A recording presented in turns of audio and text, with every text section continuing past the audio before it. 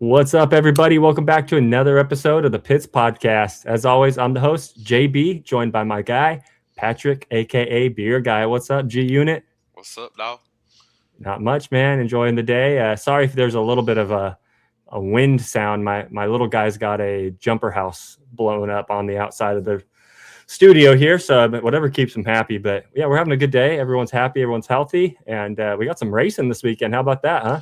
Yeah, if it doesn't rain out, fingers crossed. I feel like Mother Nature hates the 75th anniversary season. Every race so far, except for maybe one and two that have just been piss poor rain. It's insane. Listen, I had when I was in racing, when I was in NASCAR, it was every weekend. You felt like you were going to the track and you were getting delayed to Monday, or it's like what did we do to piss off the weather gods this week? So Yeah, I feel like that's just kind of the narrative for the season so far is like, okay, wait it out, see if the rain stops. That's how we ended the season last year, and it just kind of picked right back up. As far as the most part goes. yeah, I think though the past few weeks you've had a little scary, and we've had a little bit of rain showers, but I I haven't looked again, but I figure this weekend will probably be about the same. I think Yeah, we'll I've get seen everything in, but Sunday looks like it's just a crapshoot as far as the forecast goes. You look on there and it shows rain on, I think Saturday in the afternoon, Friday, but then Sunday's like lightning bolt, hell raising. It's like, yeah, all right, well, it looks like some serious shit. yeah. I was fixing to pull it up right now just to see Yeah, kind of what it is. Yeah, so yeah, 60% on same thing. Saturday and Sunday. Yeah, and then Yeah, and then Monday. even Monday, Tuesday, it's still same thing. Yeah, so to me, it can it makes me wonder with the caps and situation if and they could just cancel the event altogether on Sunday, which Yeah, we don't want that. But no, we've seen it, but don't want that. But yeah, you're yeah, right. I mean, that for the teams going over to the IHRA race, the quick turnaround for them to, if it does get prolonged a little later, maybe if it does push back to like a Monday, which I feel like that would have to be like worst case scenario. But if it does, it does put a question mark on the teams that are going to turn around and try and make that IHRA race. Cause I mean, I feel like the caps teams and the big guys like that, it'll be fairly easy for them since they're so rock solid as far as their program goes. But, a smaller team like, say if Krista Baldwin, I know she said she's not going to go, but like if say she was going to go, someone like that, it'd be pretty hard. yeah, yeah. Her like if Jasmine was running this weekend, you'd say, oh, okay, well, or Yeah. even like Mike Salinas, which I'm excited to see that. I Yeah. was always big on Mike Salinas when he was racing. So he always very personable. Walk around the pits, talk to people, which all of them Yeah. are. But Yeah, absolutely. You know who's even more personable and is joining us today is our top fuel guest of the week, TJ Zizzo. Let's go ahead and bring in TJ. What's up, buddy? Thank How you you, doing, guys. TJ? I'm doing fantastic, JB. I heard you talking about your kid in a jumpy house, right? Yes, He's sir. in the backyard or he's whatever he's doing with the jumpy house. My kid, which is like 18 years old now, is outside our hauler because we're at the track right now. I'm inside our little office, and he's outside our hauler polishing the stainless steel. So at 18 years old or however old your child is, they're always working, and you always want them occupied. Absolutely. Praise the Lord. I hear that, man. Yeah, he just turned 5 last week, so we've definitely got a handful going around here. He's getting into more things. He's getting a little taller, and he wants to explore some more. So, but in the blink of an eye, he'll be 18 like yours. I mean, it moves so quick. It's fascinating. I got to tell you, they break stuff when they're 5, and they continue to break stuff when they are 18. And I'm still breaking my dad's stuff at 50. So go figure. yeah, I have Yeah. I many say of that. I feel like diecast it only broken. progressed. We also have a 12-year-old as well. Yep, it's kids are awesome, man. I got to tell you, I Yeah. didn't What's know up, how young guy? cool. Yeah, what's that? Sorry, I'm delayed so bad. I think it might have cleared up now. Is it cleared up? I think so. Okay. Yeah. No, No, I you're just fine. Sorry, I had a bunch of. I would always tear stuff up in the shop, or tear up little die-cast cars. Mom and Dad bought me little NASCARs. You always want to make them look like the racetrack. So that was just my little thing. I still tear stuff up, but yeah, it seems to be a boy thing. Yeah. Oh, I don't know. My girl tears stuff up. So we're welcoming you back to the track this week, huh? Thank you. I appreciate it. It's great to be back. Are we good? I feel like something's lagging on my end. I don't know if there it's my end. There is a terrible delay or something here. I know. I keep jumping over and stepping on your guys' conversation there. I don't know. This program could be kind of finicky sometimes. So can you? It's all good. So cool. Yeah, but anyways, back at the track this week here in Chicago, hometown track. How you feeling? Scared to death, right? Yeah. Are you good, JB? I think JB's frozen. Hang on. Let me go out. Let me see if it's me. Maybe it's me, guys. It could be me. Hold on. Yeah. Let's go out. Let's go out and try see and if back it's out open. myself. Is that better or no? It's a little glitchy, but it's not bad. I don't feel like it's like lagging anymore. No. Okay, let's try that. I could do this outside. I'm all good. Hey, live from the track. TJ is Zizzo, everybody. Yeah, exactly. Yeah, hey, take a look, guys. This is what's going on. Just a little setup, a little organization. Of course, we have some hospitality going on this weekend with Bristolium, so got all that organized. So yeah, man. You asked me how do I feel being back at the track, and I said scared to death, and that's no joke, man. I haven't driven a race car for like 7 months. Oh man,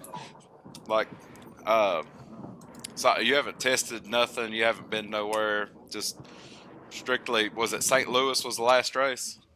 St. Louis was the last race, and went out with a bang, if you know what I mean. I went out there against Torrance first round, turned on a big red bulb, and went, holy shit, how did I do that? I mean, I was terrible at the tree all weekend long, and I go out there and red light. What the hell? Let's hope it's a little bit of a better turnaround this weekend here. Back in front of your hometown fans, and I'm sure you're going to have some of the sponsors there and whatnot joining you. And what is it like to be part of the 75th anniversary season? How cool is that?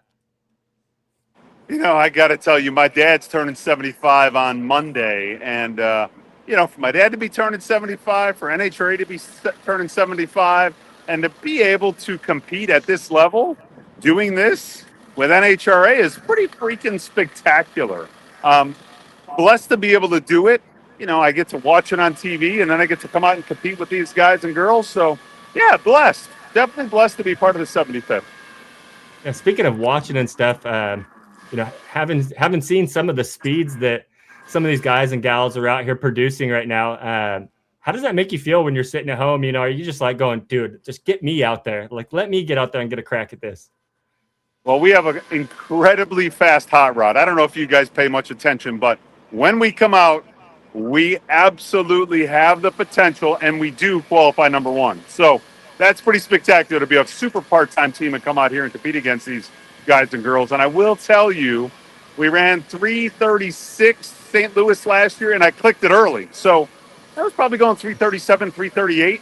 And, we have a couple tricks in our sleeve. We'll see. I say our car can go 340, and there's only a handful of people that have gone 340. But we got to make some laps this weekend. Just go down to racetrack. I got to get comfortable again. Our entire team has to get comfortable again. And, you mentioned watching these guys and girls out here on a weekly basis, and we do. When we're working on a race car on Sundays all day long, we have NHRA TV in the background, listening, watching, learning, because you can learn when you're not at the racetrack. You just pay attention. That's all. Yeah, absolutely. We definitely keep an eye on you, and I know that you're one of the teams out there that only makes a handful of races. But when it comes to those types of teams, I feel like you are the standard as far as like how a team would want to show up, on those basis. Because like I said, you guys always produce. You're always going rounds when you're hitting number one qualifiers. So yeah, I mean, we definitely pay attention, and we definitely see being one of those bracket busters in the drag race bracket bonanza. You could be easily one of those that goes round after round and shuts mine, or someone else is down after Q1 or E1. Well, thanks for noticing that. It's impressive. I mean, we had a team member. He's been with us. His name is Tony Smith. He's been with us for about 33 years now. Don't quote me because we lost track about 20 years ago. But for a long time, he's been with us and very instrumental in everything he does for us. And he asked us in 2013, after that season, he said, "Hey guys, can we go to less races with more money?" And I go, my dad and I looked at him and go, "That's genius."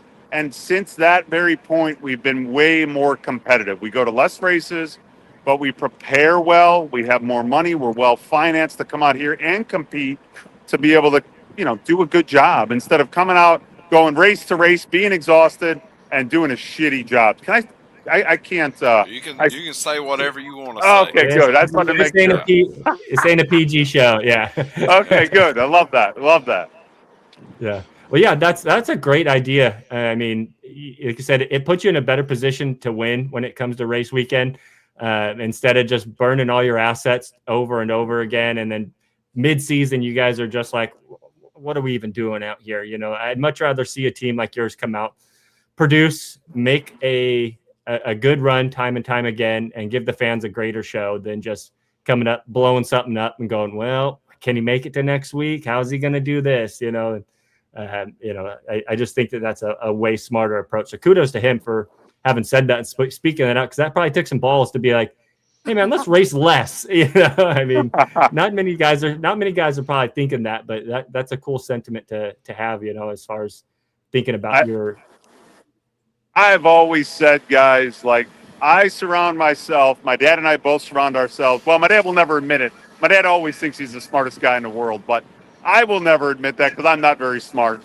And we always surround ourselves with smarter people, and that makes us a better team. And a lot of the guys and girls on our team have been with us for over 20 years. I mean, it's incredible.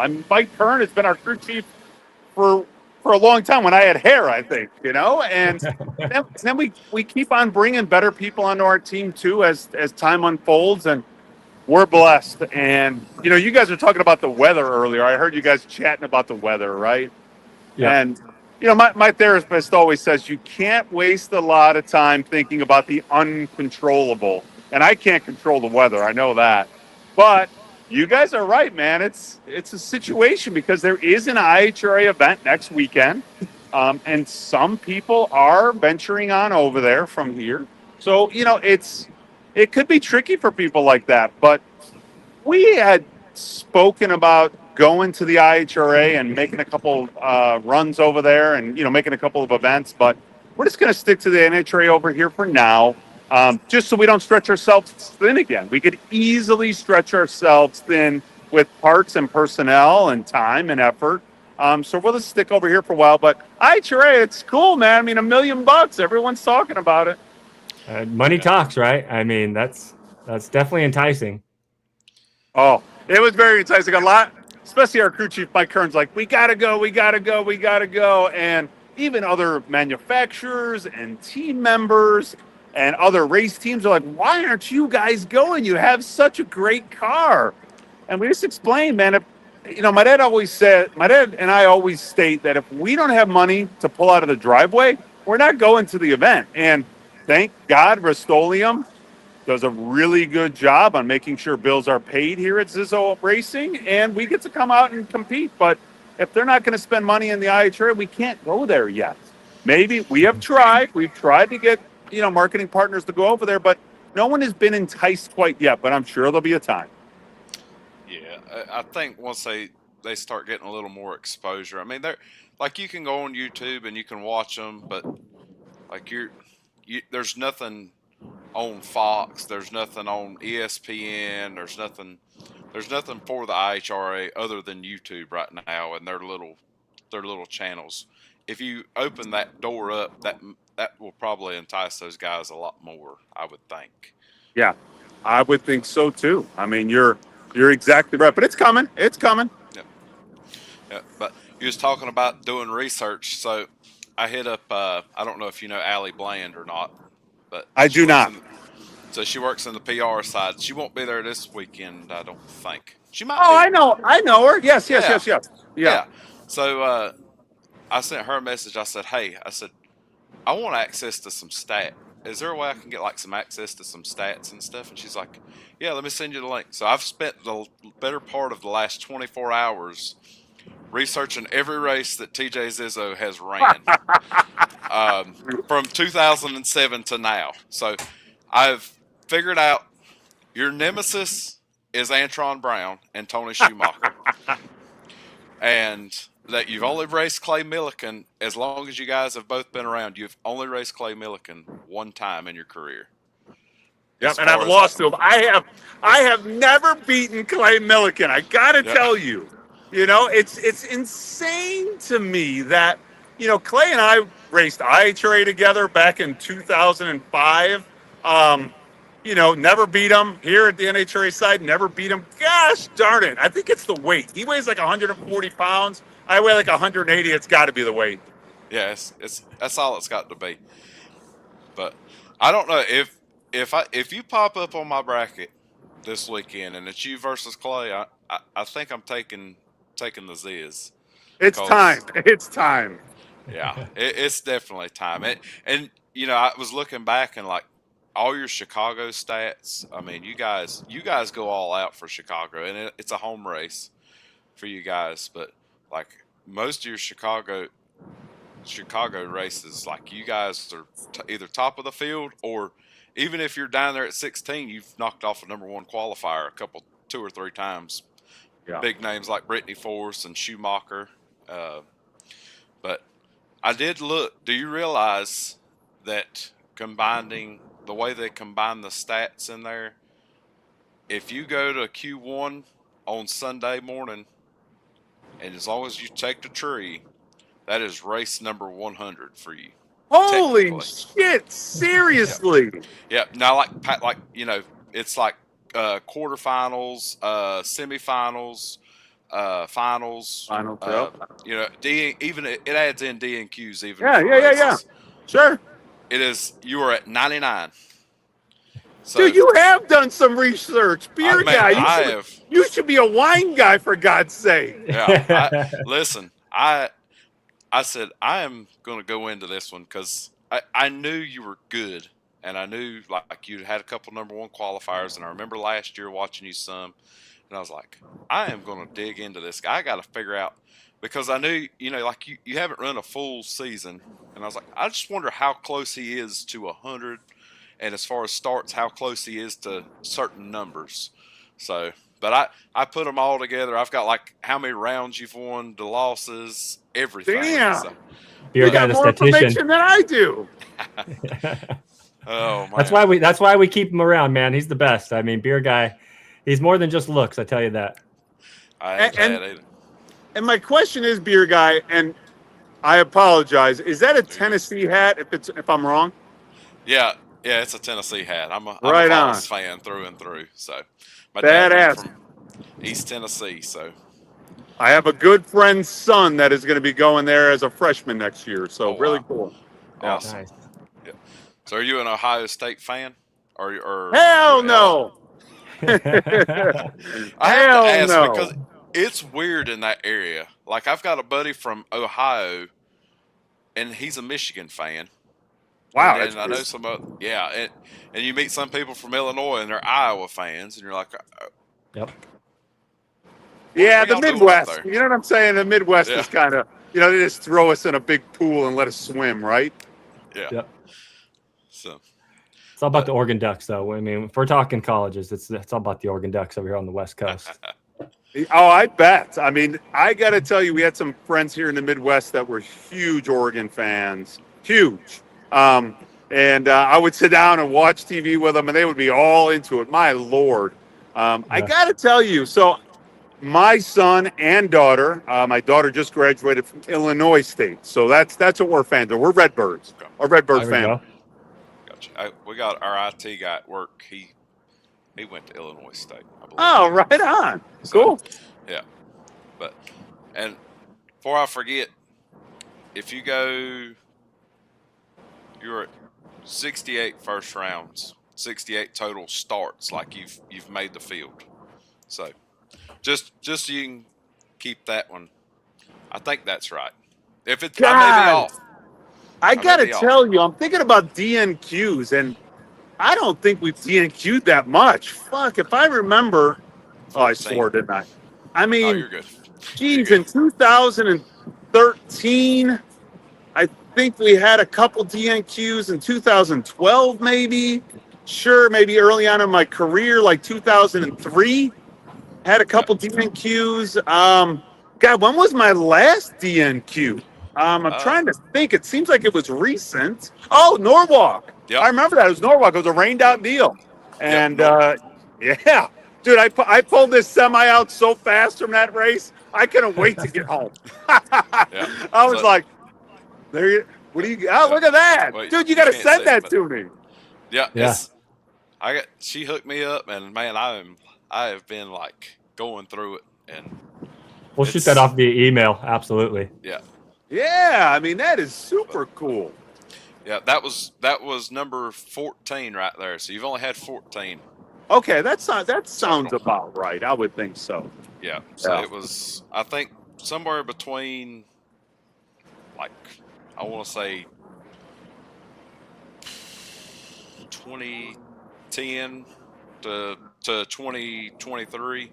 There was about 7 of those. Okay. Or about 6 of those. But yeah, no, I made sure, I was like, I'm gonna come ready for this guy today. I got to make sure I'm on my P's and Q's, and I like little stats like that, like to find, like find who's coming up on a big milestone and things like that, because sometimes it gets lost in the weeds, when you don't run as many races, because like your stats, I had to like dig through everybody else's where they're facing people, and then luckily, like COVID year, it popped up because you run a bunch of races then, and you made the final round at Indy with Justin Ashley. Yeah. Yes. But yeah, so I'll never spill today. I gotta tell you, beer guy, I'll never forget getting beat and making the turnoff and seeing Justin Ashley out of his car hugging his dad and shit. And I'm like, God damn! Like, we have played this game for so long, But hey, man, it's all good. I mean, it just made us better. After that, we started getting new equipment. I mean, Don Schumacher really single-handedly stepped up our program. Before he passed, we had been friends for a really long time, and Don asked, hey, you guys need some help? We could help you guys out, this and that for a decade. And I'm like, Don, my dad and I are stubborn dagos. There's no way. We don't need any help. We're doing just fine. Well, one day, I was in the dumps. We left St. Louis, I believe it was 2021, and we barely qualified. We got beat by Brittany Force first round, and we were like, to the point of not being able to qualify. And he called me up on my way home in the semi and said, hey, we're going to help you guys out. I go, Don, I can't afford shit. My dad and I just can't do it. He's like, don't worry, kid. We'll get you organized. You can make payments to me for the rest of my life. Well, Don, you're gone, and I'm still making payments. So it's all good. It's people like that in the sport that keep us going. So, we got a newer car out of it, new engine blocks, cylinder heads. He built a whole new program for us. We built it. Our team built it, but he allowed us those parts and pieces. Because originally he wanted us to, he wanted to build the car for us and have one of his guys, Taro Kahara, build it for us. And I'm like, Don, we need to build it ourselves. If something goes wrong, we want to know what's wrong with it and all those things. And it was totally cool with it. But through that process, we had a lot of help from Antron Brown, like you talk about, one of my nemesis, right? And we had a lot of help from everyone in this pit area. Today, Bobby Lagana, I'm talking in the morning to, going, hey, we need some floaters. You got any floaters? He goes, yeah, I'll bring some for you. All those things. So we get help from a lot of people in this pit area because they see how hard we work. That's why they see how nuts we are and how dedicated we are. We spend as a team 2,000 hours preparing for each event we go to. And that is not an exaggeration. We have a punch clock at the shop. We all punch in, we all punch out, and we spend 2,000 hours working on this thing. Wow. It shows. It absolutely shows. I mean, when you guys show up, like you said, you guys know what you're running, you know how to run it, and you've spent the time, you've put in the hours, and that's how you have to succeed at things. You can't just show up all willy-nilly, just thinking you're going to do it, having put no time and effort into it. I mean, that's just I feel like a big outlook on how life is in general. Thank you. Thanks for noticing that stuff. I mean, it's certainly, trust me, in the bowels of the moment, you're like, Jesus Christmas, is this all worth it? You know, you're like, this is a lot of work. There's frustration in the shop sometimes with everyone putting in a lot of hours because we all have regular jobs. Everyone on our team, besides my dad, right, has a regular job. We have to go to work and make a living and then work on this race car. And, you know, sometimes people say, my God, you guys have like 15 or 20 people working on your car. I go, we need them all. We need them all. We wouldn't survive anymore. We're all getting older, too. That's the freaking problem. We're all getting older. My dad's 75. I'm 50. Our crew chief's 58 or so. I mean, all our guys are in their 50s and or 60s, for gosh sake. It's scary, man. It's scary. Yeah. I think We just had Carrabasini's made it till 90, so so we just had Krista Baldwin on. you still got another 40 years. Dude, I got to tell you, when I think of the Greek, so he kind of lives in our neighborhood, per se. We're north side of Chicago. He's south side. And he hangs out at a bar that's kind of in between our house, our shops, right? And I'm like, Dad, one of these days we need to shut down the shop on a Tuesday night, not work on our junk race car, and go visit the Greek. And it would be a blast to walk in, grab some. What does he like? He likes Dewars. I think it's Dewars. Walk in and get some Dewars. Oh, it'd be a blast. It would be a blast. Oh yeah. And I could be wrong. I could be wrong with the Dewars, but I think that's it. Yeah. That'd be cool to see. Sorry. Go ahead. What you said, Doers? Yeah, I think so. What is that? Dewars is like a scotch. It's an inexpensive scotch, is really what it is. The whiskey scotch, you know. And I got to tell you, that would be a hoot. And you know what I must say? I'm getting exercise right now, just holding this freaking phone up. Yeah. my right shoulder gets sore, then my left. So if I'm shaky, I apologize, guys. Yeah, no worries. It's doing good so far. So yeah, speaking of him, he's the commemorative ticket this weekend. He's the legend of the weekend. So that'd be pretty cool to see him roll out. You know, being another local, you guys have that in common as well.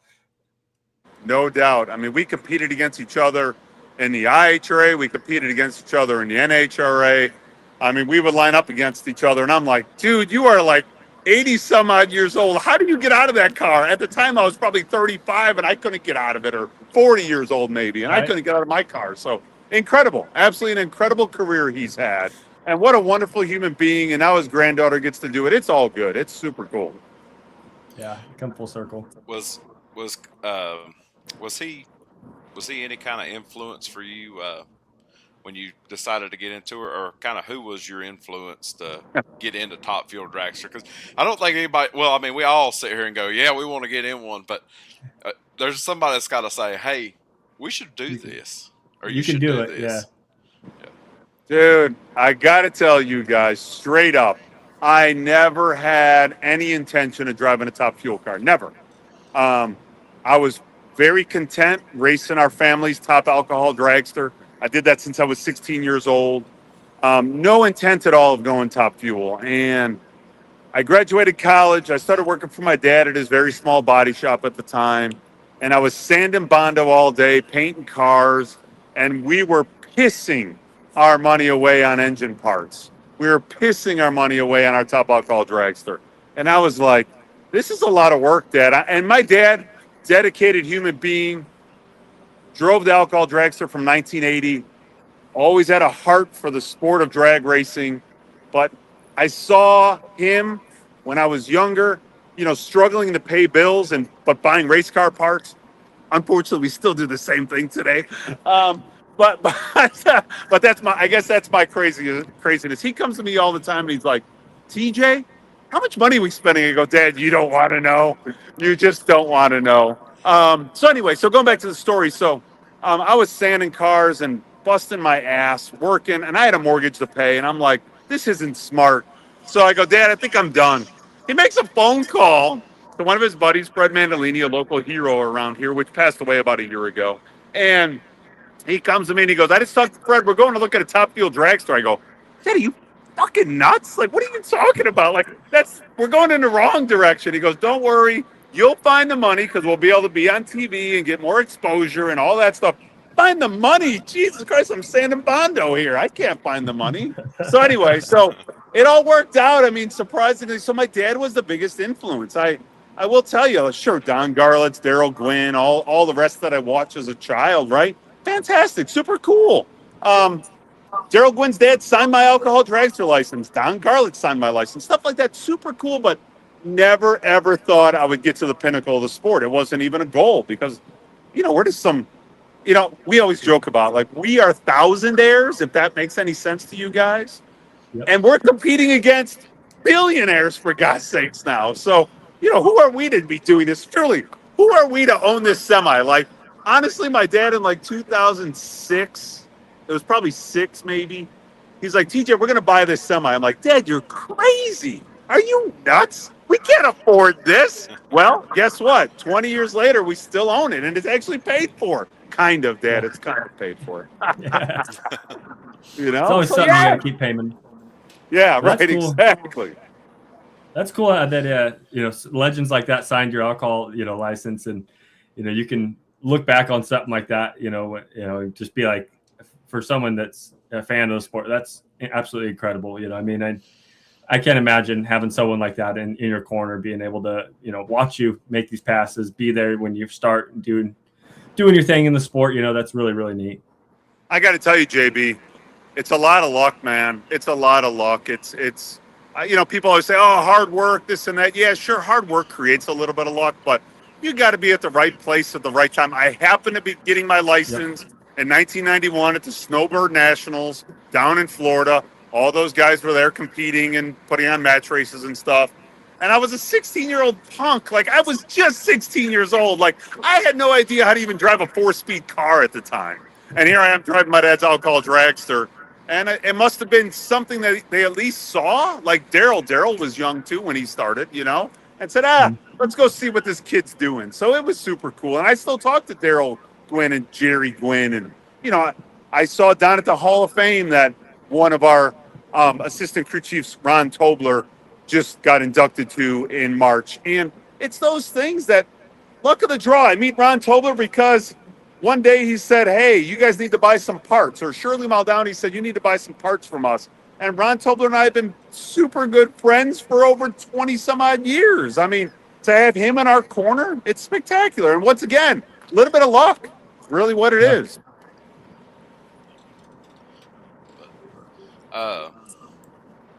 Crap.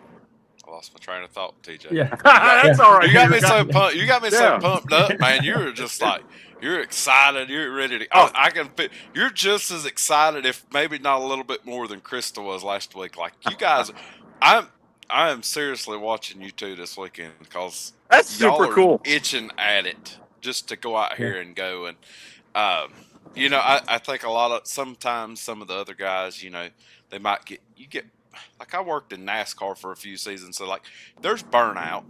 So, and for you guys, it's like, hey, no, there's no burnout. We're chomping at the bit every chance we can to go do this. Oh, well, you have to. If you don't do this on a daily basis, right? Yeah. Put it this way. Like, you guys know the Laganas, so Dom Lagana, Bobby Lagana. You guys know them? Yep. Yeah. Okay. So Dom Lagana, a really good personal friend of mine, always tells me, he's like, hey, this is way too much work to not have some fun. You and your dad have to find time to have some fun. And the older my dad gets, the more intense he gets, the more ornery he gets, and it just all makes it more fun when we do well. When we built this new race car and Don helped us out get all these new parts, I was driving our semi to the test session. And once again, guys, we don't test very often, right? But this was 2023. It was April. It was cold. I was driving our semi to Indy. We unloaded this race car, and I took we had gone through a lot of aggravation building this new car because it was completely different than our other McKinney car. And this is a Don Schumacher car. So it took forever to build, and there was a lot of frustration. And I'm driving a semi going, if this car doesn't perform, my dad is going to kick my ass. And that is the truth. I mean, it is the truth. So here we are. We pull our car, this brand new car out. We fire it up. And this goes back to Dom Lagana, right? Like, Dom talked me through a lot of the things and emotions that I was worried about because the whole combination was different. Everything was different on this car. And even the drivability of it, everything. So we roll up there. I do my burnout, back up, stage the car. I stand on the gas, and Dom Lagana said, this car is going to be way more drivable. You know, the front end's going to be on the ground. You'll be able to control it. And this thing just darted out there to 330 feet. I shut it off, and we had like career best numbers off the bat with this car. And keep in mind, we had been doing this for like 20 years before that. And, you know, I make the turn off. I see my dad, and I go, damn, this was worth it. You know, I still get the chills thinking about it because, trust me, if it didn't work out and it went all this shit, I think he would have strangled me. I don't blame him. I mean, yeah, I mean, to put so much faith into a new kind of curve in your guys' long storied career. I mean, that had to take some guts and some real faith in what you guys can actually do, you know. So I understand, you know, being like, shit, if this don't work out, we're screwed, man. Yeah, that's right. I mean, it's like your kid in the bouncy house right now. He's 5 years old. If he's out there and he's bothering you, it didn't work out. You know what I'm saying? Like, he must be occupied fully and completely in there. Yeah. Oh, absolutely. Luckily, we got a really good babysitter. So I mean, yeah, at least for the time that. There's been a few episodes I've had to pop out and go, I'll be right back, guys. You know, little guy come running by with a bow and arrow, and it was like, oh no, that's too occupied. Yeah, that's a little too occupied, no doubt. Oh, I love it. Well, we don't want to keep you here too much longer. But is there anything else you'd like to get off your chest, or anything that you guys got going on? I usually give all the guests a little spot here to give out some shout outs to the sponsors or anything like that. I mean, I got to tell you guys, Mike Dunn told me years ago, he goes, hey, when you get out of your race car, just talk about what happened. Fans see Rust-Oleum all over your fire suit. At the time, they saw Peak all over my fire suit. They see it on the car, you know. But without Rust-Oleum, my dad and I and our entire team don't get to do this. I mean, I talk about it all the time. Like yesterday at our little team meeting before we loaded our race car up in the trailer, you know, we had a little team meeting, and we just talked, and I said, we are blessed to do this, guys. We have the opportunity to compete at the highest level in the sport in which we never thought we could compete at the highest level in. We're going to go to this race, and we're going to give every single competitor hell.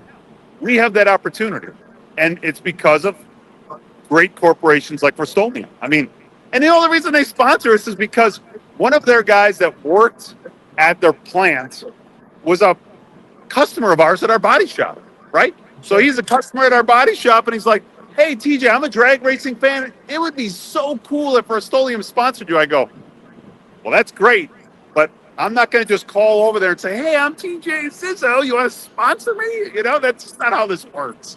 So I go, hey, you reach out internally, and you reach out to Rust-Oleum or anybody at Rust-Oleum that you know that might have some interest in it. So it reaches out to a lady named Lisa Bielecki. The only reason Lisa called me, not because of racing, is because we both went to Illinois State University at about the same time. That was the only reason she called me. You know, and here we are, 12, 13 years later, still with their livery on the side of the trailer and on our car, and blessed to be able to do it. I mean, it's cool. It's cool. So, yeah, we're going to have like 160 people here from Rust-Oleum this weekend, which is great for us. It's great to be able to come out here and put on a good show. You guys mentioned how well we do here in Chicago, and that's no joke. We come out here to perform. Yeah. So, is there any other races before you go? Is there any other races you're planning on running this year? Yeah, we will go to Indianapolis. So we'll spend another 2,000 hours. We'll work on our stuff. We'll watch this great sport, the 75 years of it on NHRA TV. and we'll prepare to go out at Indy and start swinging again. I got you. Heck yeah, man. I'm excited to watch top end interviews this weekend, JB. It, between TJ, Maddie, Krista, it could get wild at the top end. I love it. Honestly, it can. I mean, you mentioned there are some great people in this sport. There really are some great people in this sport. Competitors, crew chiefs, team members. And I talked about it with my son on the way down here. Like, the reason my dad and I still do this as well is because this sport breeds a lot of wonderful people. Did JB have to go rescue his son or what? Yeah. It was my other one. He called, and he should be in school. I think they got out a little early today, so he's calling, and I'm like, something must have happened. So Teacher's calling. Oh shit. Yep. Yeah. So yeah, Indy, that's pretty cool. I caught that a little bit there, and the big go in the 75th season. That's a cool one. Well, if all goes well, if I make it to the big go, we're gonna have to drink a beer, TJ. I don't know if you're a beer drinker, but we're gonna have to at least drink a beer.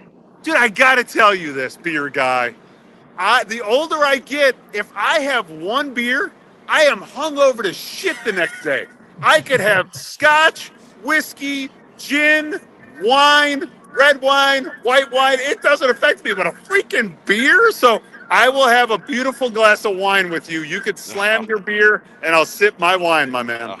That'll work. But hey, listen, I have heard that if you get wrecked the night before a race, that typically it does tend to bode well on Sunday. For some reason, it bodes well. Hey, I don't know why. You know what? It's all good, my man. Whatever it takes. Trust me. At this point in my career, whatever it takes. I got one last question. I'm sorry. I keep saying I got one more, but this one I really want to know. How huge would it be for your first win to come on Sunday at Chicago at a home race, and you get that Diamond Wally? You mention it, I start to tear up already, because I guarantee you I will not be leaving that race car. I will, that helmet will be filled with tears if that happened. And that's no joke. I mean, my dad and I and our entire team have been working really hard to be able to do that. You mention it, I get the chills. When it happens, I will absolutely be elated. It will be one of the best moments of my life. We look forward to it. I know I do. Yeah. So yeah, we'll be rooting you on, and I'm a big crier. So if you start crying, I see you crying on TV, I'll be sitting here on the other end bawling my ass off. I look forward to it, man. Yeah. All right, everybody. TJ Zizzo, thank you for joining us. You're always a friend of the program here. If you ever got something you want to say or want to jump back on the show, door's always open. Just let us know, okay? That would be wonderful. Thank you, guys. Yes, sir. Thank you. See ya. That was TJ Zizzo. What a cool guy, man. I mean, you want to talk about some energy and some passion for the sport. That was real fun. I mean, I watched a lot of his interviews leading up to this, and I knew he was a personality. I didn't know he was like that. You know, I to experience that firsthand, that's cool. Yeah, I've watched some interviews, and here lately I've got to where I'm like, you know what? I'm not going to watch this person interview because I want to see how they're going to be. You know, and he checked every box. Like he's cool, cool dude, man. Laid back. He's excited, and I'm excited for him. Like I want to drive up to Chicago now and just be standing there on the sideline going, yeah, I'm here, baby. Let's go. I guess according to him, I have to be the wine guy. The wine guy. Yeah. See, that's cool because we live in Lodi's wine country. At one point, Lodi was designated the Zinfandel capital of the world. So we're surrounded. Lodi is about 60,000, but it is completely surrounded by grape vineyards. You drive to every edge of town, you're going to hit some grape vineyard of some sort. Michael David Winery, and you can go on. There's hundreds and hundreds of wineries in the area. People want to talk about Sonoma being wine county. And it's always funny when they do go to Sonoma because they're like, oh, we're going to go to all the wineries and stuff. And I'm like, dude, little do you know, like, yeah, it's pretty big, but Little Lodi rivals that as well. Every time Let's you take a say break that, here. I always Go think ahead. about that song. Every time you say Lodi, I always think about that Stuck song. in Lodi again. Oh, there's my pops. What's up, Rodney? Oh yeah. Thanks for watching, man. I appreciate Hey, that. he had my back in the Matty Gordon comments on Facebook. I appreciate that. He was telling me, yeah. He goes, Yeah. dude, there was someone being like, oh, there's a lot of beer guys. And he goes, no, I told that lady there's only one beer guy. Yeah, I was like, yeah. Got Hell somebody yeah, got my back. That's Papa Rodney right there. You're welcome, son. There we go. All right, we'll take a break here. We're going to hear from the people at Drag Race Bracket Bonanza, and we'll be right back with you guys. Drag racing fans, check out Drag Race Bracket Bonanza. It's the free, family-friendly fantasy bracket game. Now, after final qualifying at every national event, you can fill out your bracket for all the pro classes. It's free, easy to click on your picks. If you need some help, just hit the randomizer button to fill in the blanks. It's for fun, stay engaged, and pick your winners today.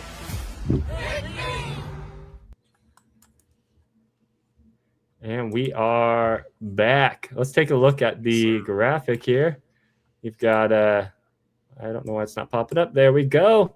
You got the Beer Guy League graphic. Look at that. We're stepping our stuff up. It's not just a little screen grab from the site there.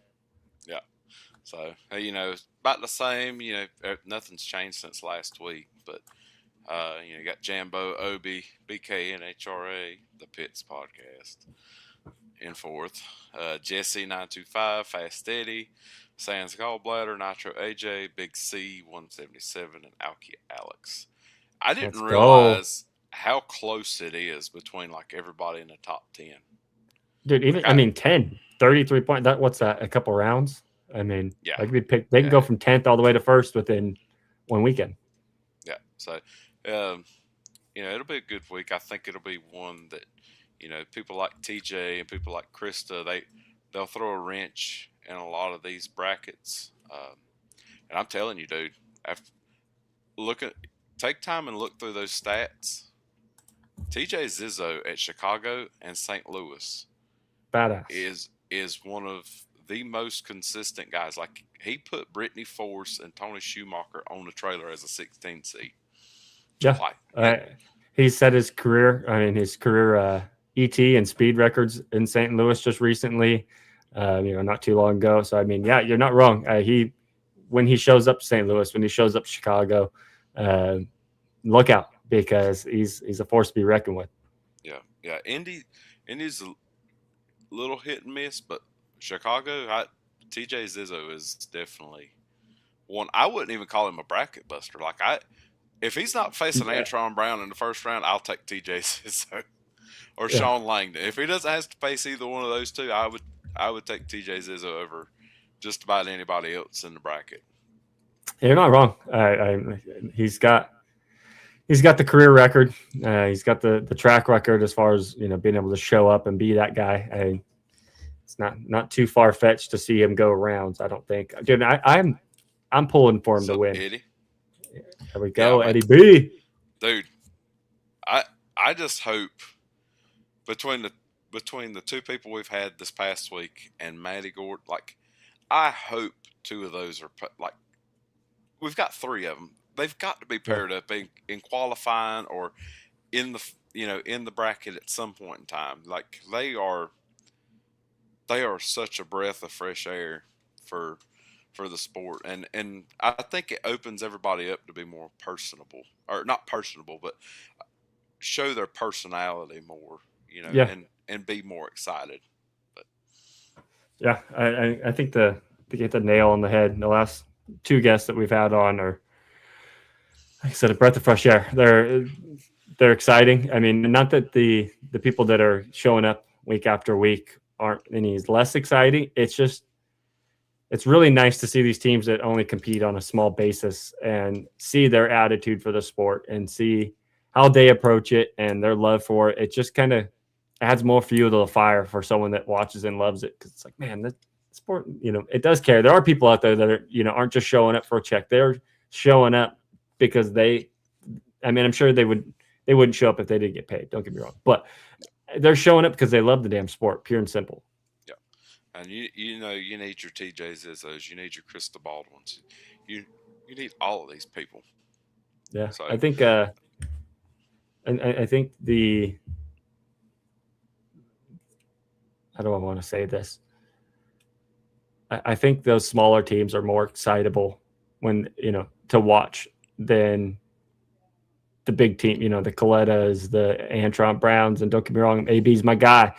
But when it comes to these teams showing up that can actually produce and aren't just showing up to, barely make qualifying and, they ain't going to even make it past round one, those guys are super exciting to watch. I think it's more exciting for the sport.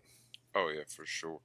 Like I said, I mean, because I looked and I looked at a lot of his stats before, and he's not wrong. Like they were losing a lot of rounds. Mm-hmm. When they were first starting, they would make the show, or they'd have DNQs, or whatever it may be. But they were like, I think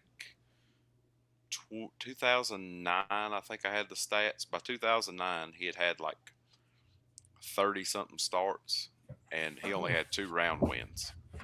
That's tough. And then now you look at it now, I mean, yeah, the number's still skewed, but he's winning a lot more rounds. He's going to finals. He's getting number one. He had never had a number one qualifier. 2024 rolls around, he had 2. Yeah, 2. So that'd be exciting to see him come back out this weekend. Yeah, I'll definitely be locked in. I just hope they can get the racing in.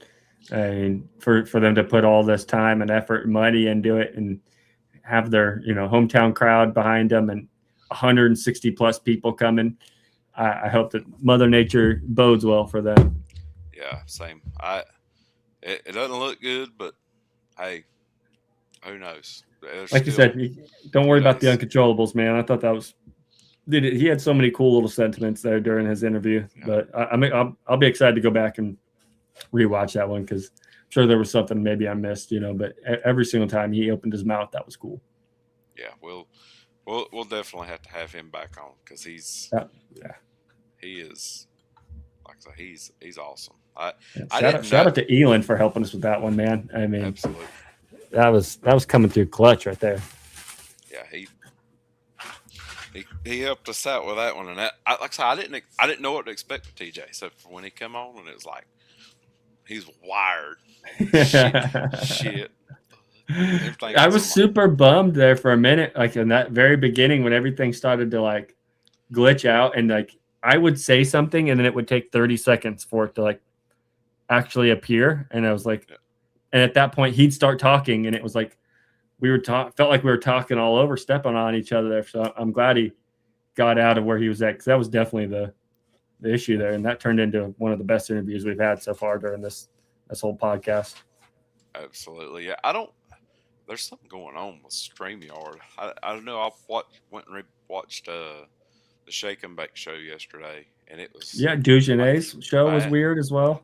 Okay, yes, there's something going on. I don't know what it is. My cell service is awful anymore. Like I go to work, if I need to use my phone at work, like there's times where you've texted me, my wife's texted me, other people have texted me, and I don't get it for like 3 hours. They're like, yeah, I'll text you that at lunchtime. I'm like, oops, my bad. Sorry. Yep. I brought up the check this out. Let's take a look at the point standings. Actually, use the shout out to NHRA for producing these. I did not make this. I just stole them off their social media, but I thought it'd be pretty cool to go up since we really haven't shown point standing so far into the season, which it's fine because it's only been a handful of races, but now we're about a quarter of the way through. So let's take a look at Top Fuel. Looks like Sean Lane did number 1 there. Doug Clutta number 2. Leah Pruitt, Tony Stewart, Josh Hart, Maddie Gordon, Justin Ashley, Billy Torrance, Clay Milliken, and Antron Brown. A little surprised to you that Billy Torrance is ahead of guys like Clay Milliken and Antron Brown? Yeah, that's what I was going to ask you. Is like, who's your biggest surprise? Like, hey, I didn't expect them to be there. Yeah, honestly, that the Billy Torrance stands out to me, being that he's really not been full time. Yes, thank you. And I don't want to say he's not his son, or anything like that, but Steve Torrance is such a badass and a legend, and you'd expect someone like him, but Billy Torrance only makes part-time hits here and there. I mean, kudos to them. And 237 points, that ain't a lot. I mean, that's not a lot to really make up. They could easily be springboarding up to the 5 position anytime soon, and then boom, at that point you're grabbing rounds, grabbing points. But honestly, my biggest surprise is Antron Brown at 10. I don't know what they're doing this season that's so different, or maybe they're not doing anything and it's just the luck of the draw for them. But they just seem to have such a terrible season so far. I mean, made it a few rounds here and there, but not really the contender weekly, basis that they normally are when you watch them come up to line. And you can never really count Antron out, based on his track record and who he is as a competitor and stuff like that. But it's really hard to count him in this season. Yeah, it's like you said. Something's going on. Well, and it even falls back to last year. Like, I mean, they were kind of behind. It felt like they were kind of behind the 8 ball all season last year. Like, he won the first race, and then that was, that really felt like it was like, okay, here's the momentum we need, and then falls flat. Yeah, and at that point, even after that, like, it felt like by the time we got to Charlotte last year, it was a 4-horse race. Like, it didn't matter. Even with the countdown, it didn't feel like it mattered. It was Doug Coletta, Sean Langdon, Tony Stewart, and Justin Ashley. And you felt like it was going to be one of those 4 guys that won the championship. Yeah. And truth be told, it's not much different this year. Yeah, I mean, look at that. I mean, number 1 or number 3 and number 4 are, 20 points away from each other.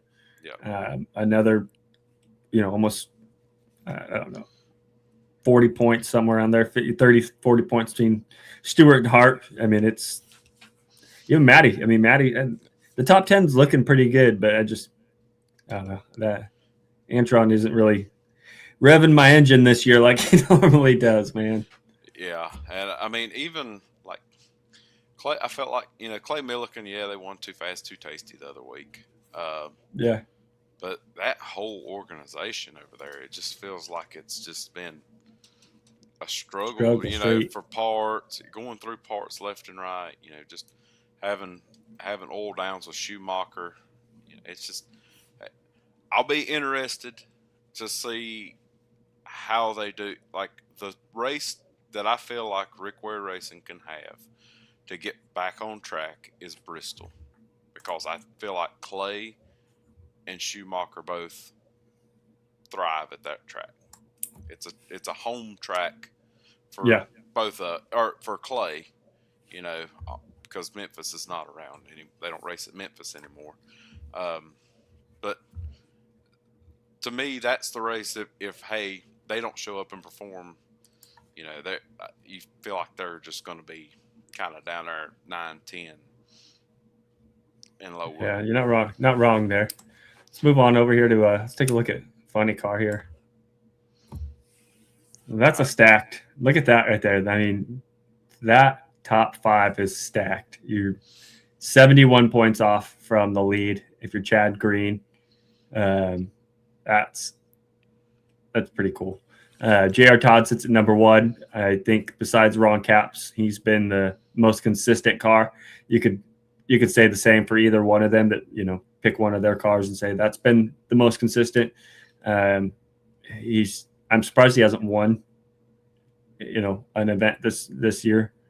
I just feel like he has been consistent going further rounds.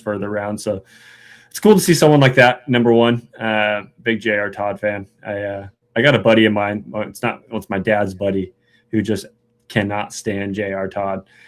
And this guy's like the most crickety, not crickety, but ratchety old man, dude, older guy. It's not super old, but he's cantankerous, and he just does not like J.R. Todd for whatever reason. So whenever he does good, I always laugh because I'm like, I know this dude's spinning at home right now. Yeah. He's hating life.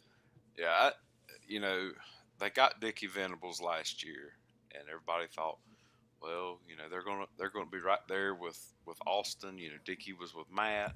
Matt was right there. Just won a championship a couple years ago. It takes time. It takes time.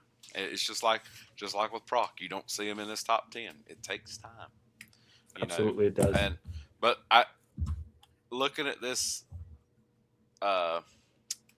point standings for Funny Car, if you were to look back at last year, remove Austin Proc and maybe remove Jack Beckman, and look at these teams, all these points are just as close, I think.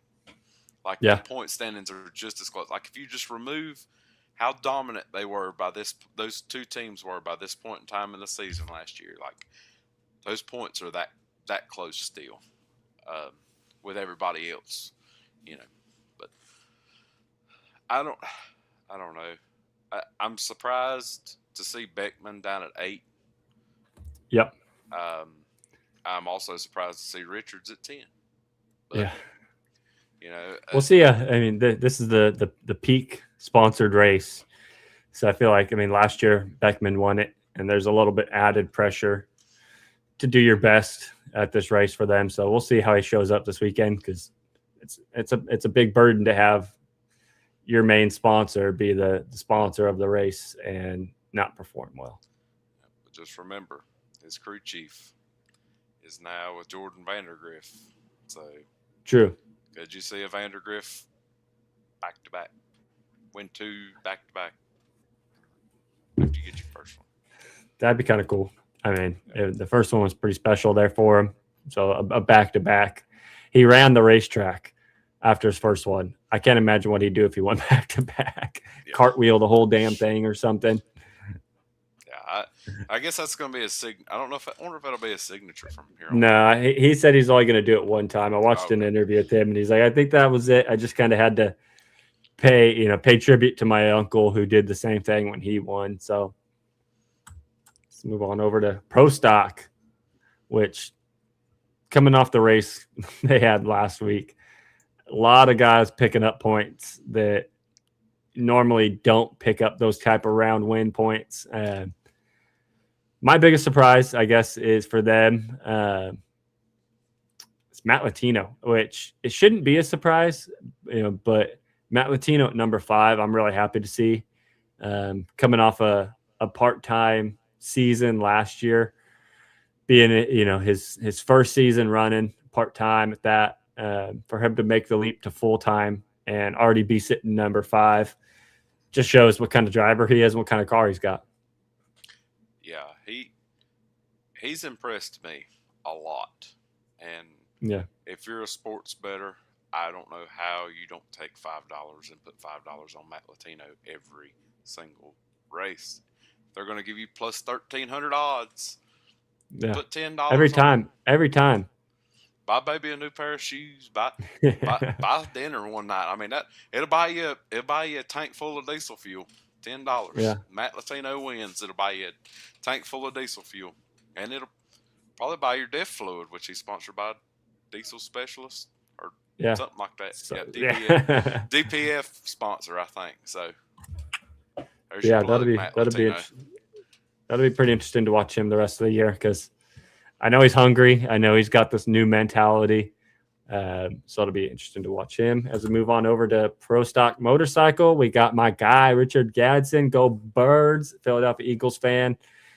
Sitting at number 1, Gage Herrera, not too far behind him. Matt Smith, John Hall, Clayton Howie, Angie Smith, Chase Van Zandt, Gian Evaristo, Steve Johnson, and Ryan Ayler. Biggest one, I think, is a surprise for that one, and that just kind of jumps off the page, is Clayton Howie at number 5. I mean, that right there in front of a Angie Smith, in front of a Chase Van Zandt, that he's got a badass bike this year. Yeah. I think you saw some of the potential last year when he was showing up to a few races, and you could see it was there, but whether it was a parts failure, whether it was mechanical, or whether you were just going up against Richard or Gage. Yeah. Because your qualifying wasn't there. My biggest surprise is Braden Davis not being in top 10. Yeah. After the year he had last year, Yeah, I mean, rookie of the year contender. Now, it kind of makes sense because he was running with the Vance and Hines guys on their rented bike, and then now he switches over. I could see how there could be some drop off because I mean, look, the standings just tell you the top two guys, Vance and Hines. Their program produces speed, it produces round wins, and he was on a badass bike. It may it be rented, but he was on a badass bike. Yeah, and I mean, I think Ryan Ayler and Braden both they've invested a lot into their bikes this year. I think they had some bad luck at the last race. But, I foresee both of them staying in the top 10 if both of them keep riding like they've been going. I can see them getting up there. I feel like Pro Stock Motorcycle, even though we're only just 3 races in now. Yep. Yeah, 3 races in, and I feel like it was like Richard said, the field is a lot tighter than it seems like, from top to bottom. Somebody like a Steve Johnson can go out there and upset a Gage Herrera or a Matt Smith or John Hall. Yeah, I'd like to see a Steve Johnson win, man. I mean, 40. He's celebrating 40 years of being out there. That'd be pretty cool to see someone like him pick up a win. Yeah, I'd like to see Braden win. I kind of liked watching him run last year. But you was talking about that car, but look who's not in the top 10. Or that I said car, motorcycle, that bike. Look who's not in the top 10. Was it Gino Scally? Gino Scally, yeah, but she's on. Yeah, you're right. I mean, I don't know. It does take a rider to drive the bike. You can't just be one or the other. You got to be in sync, and you're not wrong. I mean, maybe I know Braden Davis is a little bit smaller guy, so maybe a little bit of added weight. I don't know how big Gino Scally is. It doesn't seem like that big of a guy. But yeah, you're not wrong. I mean, if it was just the bike purely, he'd be up on that list. Yeah, and because I think if you took Clayton Howie today and said, "Hey, are they running this weekend? Or bikes at Chicago?" Yes. Okay. Yeah, I think if you took Clayton Howie, put him on the rental bike, he probably goes number 1 qualifier. And so he moves to the top. Yep. So, yeah. But like I say, Scally hasn't been on a bike in a while, at least in the NHRA side of things. So, yeah, give it a little time. But I do foresee Ayler and Braden end up in the top 10. So. Absolutely. Well, before we get out of here, I want to mention we have a new sponsor to the show. Someone that has watched us from afar for the last few seasons, season and a half, has been a fan of the show. And, we and him kind of talked about how he could fit into a sponsorship role with the show. And so he will be helping us out with some t-shirt giveaways. We're going to be here in the next week or two. We'll be dropping a little thing on social media for you guys to share, repost, do all that, same normal stuff that all the other people do. And we'll pick a shirt. I think the first one's just going to be picking a 75th anniversary shirt. And then the second one will be a Pitts podcast. We're going to start ramping up some of the Pitts podcast merch. I want to do, so we have a mug press here at my house. I come from a print shop background. So we're going to be doing some mugs, doing some different type of shirts. And I get some stickers. I'll have those. I'll have stickers ready by Sonoma. So if you see me at Sonoma and you watch the show, you hand out some of those bad boys. But yeah, we're excited to announce. Let me bring them up here so I don't misspeak and say the wrong name, but Stephen Cockram at American Remodels Incorporated. That's American Remodels Inc. He can be reached at 209-329-9816. Does pretty much everything residential work. You can find him on Instagram at American Remodels Inc. Let them know that the Pitts podcast sent you. And if you have anything and you're local to Northern California, I know it doesn't really help out someone in North Carolina like Beer Guy, but if you're, local to here and you're a Northern California person, or just California, he's willing to travel. He does some really badass work. I've actually been a friend of Steven's since we were in 4th grade. And that's one of my longest standing friends, was groomsmen in my wedding. And I could literally have the whole episode just talking about what a great guy he is and what great work he does. So shout out Steven, American Models Incorporated. Give them a shout out and let them know Pitts Podcast sent you. And we'll be excited to have him jump on board and help us out with some of our giveaways, because these shirts ain't cheap to be just buying them ourselves, man. I mean, right now this show's not making money. We're actually spending money, and the little we can spend on this show and still produce and be able to give you guys stuff helps out as much as possible. Speaking of new shirts, I didn't wear my normal. I got my 75th anniversary shirt on. Shout out to can't really see it, but shout out to the people at Summit Racing. They provided that $25 gift certificate when I won the drag race bracket bonanza, and I wasn't quite sure what to spend it on because, to be quite honest, I don't have a race car to buy Summit Racing equipment with, and so I went on there, and lo and behold, they got like 50 pages of T-shirts, and so I sat there and went through, found myself the T-shirt I like, and was able to spend only $4 out of pocket to be able to get me a 6 shirt. So shout out to Summit, man. You guys literally got my back. Yeah, I got my Lyle Barnett. There we go. Title. So Tommy Humans Racing. So I think they're still selling those. So if you're a Lyle Barnett fan, Tommy Humans Facebook page, they've got them. I think you just pay Tommy. I guess it's Tommy's wife or somebody. Pay them. Yeah, they mow or do whatever transaction they do. $30. Yeah, $25, $30, I think. So that's not bad. No. That's not bad at all. All right, guys. Well, we're going to hop out of here. I will say this before we go. Once in like another 2 weeks, we might be able to extend the show a little bit longer. I'll have a little bit more help. Sometimes we have to jump off super quick and end the show, and I hate to do that. It kind of kills the vibe of things, I feel like, when we're really grooving. But the kids will be on summer break, so I'll have a little bit extra help with my little guy, and we could actually extend some things. I know Beer Guy and I have been talking about doing some a reaction line, so we got that one, coming down the pipes pretty soon. Stay tuned for that. We're gonna have a hotline that you guys can call and bitch at. Let us know what you're excited about, or just call and say what's up, man. Get your voice on the show. So stay tuned for that. Yeah, I got to get the voicemail set up. Hopefully we'll roll that out this weekend. That would be nice. I think that's a really great idea. To be able to, fans can come on here and they can, jump on the chat, and that's real fun and everything. But to actually get your voice out there, I think is an extra added layer of coolness to the show. In the words of Tony Stewart, you can type it on a keyboard, but I want to hear it from your lips. So he didn't say it exactly that way, but something like that, right? We want to hear it from your voice. Don't type it. Say right. It. Absolutely. All right, guys. Well, we'll catch you next week, and we'll be back with another killer episode of the Pitts Podcast. Thanks for joining us. Follow us on all social medias. Make sure you share the hell out of the show, like it, subscribe, do all that fun mumbo jumbo that everyone says, and we'll see you next week. Peace. See ya. Oh my God! Oh! Shut it down! Let's go home! It's a wrap, dude. Man, that is a wrap.